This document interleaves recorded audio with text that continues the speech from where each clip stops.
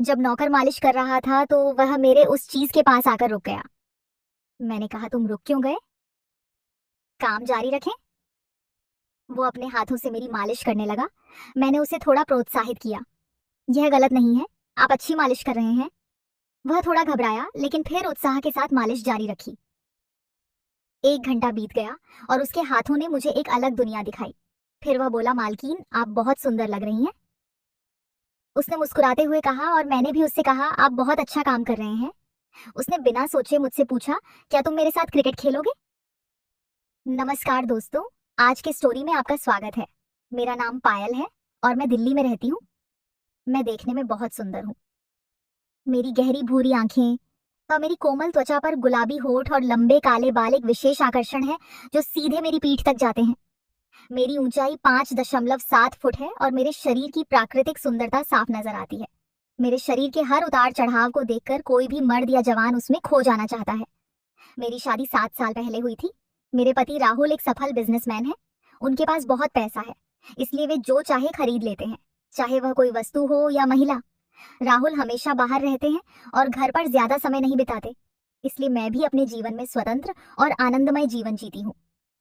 हमारे घर में एक नौकर था, लेकिन किसी कारणवश उसे अचानक गांव जाना पड़ा। उन्होंने कहा कि उनका बेटा रोहित उनकी जगह काम करने आएगा। कुछ दिन बाद उनका बेटा हमारे पास आया और घर का सारा काम करने लगा। रोहित एक युवा, आकर्षक और संपन्न लड़का था। वह साफ सफाई, बर्तन धोना और अन्य सभी कार्यों को व्यवस्थित करता था। हमारे घर में आजादी थी, कोई रोक टोक नहीं थी, इसलिए उसे यहाँ रहना अच्छा लगता था। एक दिन वह रसोई में सब्जी बना रहा था, तो मैंने उससे कहा कि तुम सब्जी कितनी अच्छी बनाते हो। दरअसल जब तुम किचन में होते हो तो मुझे कोई काम नहीं करना पड़ता।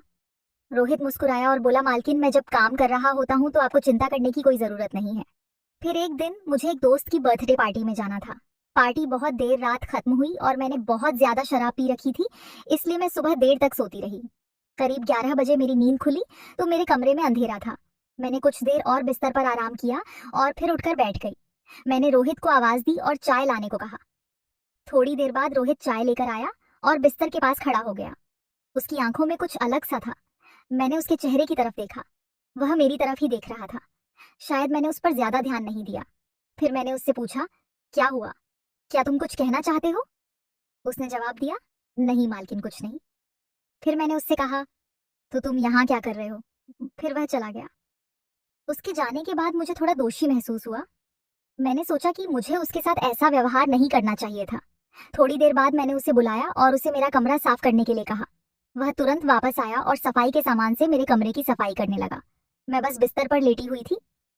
जब रोहित मेरे कमरे में काम कर रहा था तो मैं उस पर ध्यान दे रही थी। वह मेरे चेहरे को देख रहा था और मैं उसके सामान को देख रही थी। मैं समझ गई कि उसके मन में क्या चल रहा है। मैंने उससे पूछा, तुम ये दूसरा क्या काम करते हो? तो उसने कहा, मैं गांव में बच्चों को पढ़ाता हूँ।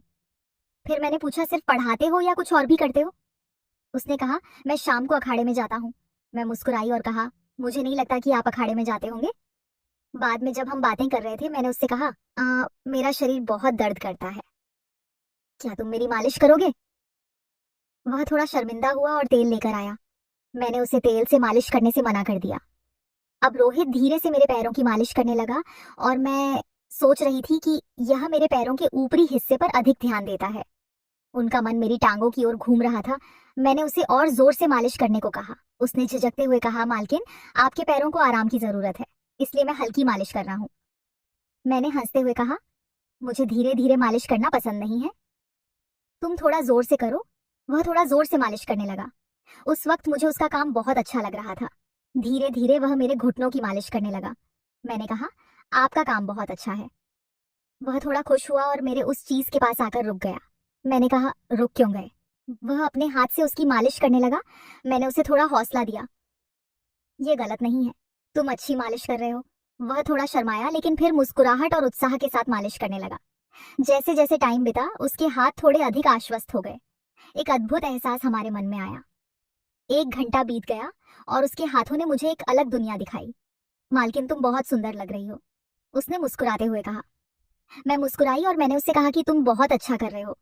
उसने बिना सोचे मुझसे पूछा, क्या तुम मेरे साथ क्रिकेट खेलोगे? हाँ, मैंने मुस्कुराते हुए उससे कहा, हाँ खेलूंगी, जिसका मैं लंबे समय से इंतजार कर रही थी। अब उसने खेल शुरू कर दिया। मुझे इस खेल में बहुत मजा आ रहा था। खेलकर वह थका हुआ लग रहा था। फिर मैंने उसे थोड़ा आराम करने की कहा। हमारे एक साथ समय बिताने के कारण मुझे अपने पति के अलावा एक अलग दुनिया का अनुभव हुआ। हमारा रिश्ता एक विशेष स्तर पर चला गया। पहले मैंने उसे एक दोस्त के रूप में देखा, लेकिन उसकी मालिश से मुझे बहुत संतुष्टि मिली। उसके साथ बातचीत बढ़ती गई और एक बात स्पष्ट हो गई। हमारे द्वारा की गई बातों के कारण हमारे रिश्ते में भावनाएं और गहरी हो गई। एक दिन मैंने उससे पूछा, आपकी और क्या रुचि है? उसने उत्तर दिया, मालकिन मैं आपको कुछ बताना चाहता हूँ। उसके चेहरे पर एक गंभीर भाव था। मैंने उस पर कुछ ध्यान देना जारी रखा। उसने कहा, मेरा सपना एक महान शिक्षक बनना और बच्चों को ज्ञान प्रदान करना है। मैंने देखा कि वह अपनी आकांक्षाओं को कितना महत्व देता था। मैंने उसे और प्रोत्साहित किया, लेकिन उस सपने को हासिल करने के लिए कड़ी मेहनत करनी होगी। हमने एक अनूठी बातचीत शुरू की। उन्होंने बताया कि उनके सपने और उनके काम करने का तरीका कितना महत्वपूर्ण था। उस पल से हमारा भावनात्मक जुड़ाव हो चुका था। उसकी चाहत ने मुझे एक नई प्रेरणा दी। इस तरह हमारा जीवन साथ साथ चलता रहा। एक दिन मुझे एहसास हुआ कि मैं उससे प्यार करती हूँ। मुझे चिंता थी कि यह एक भ्रम हो सकता है।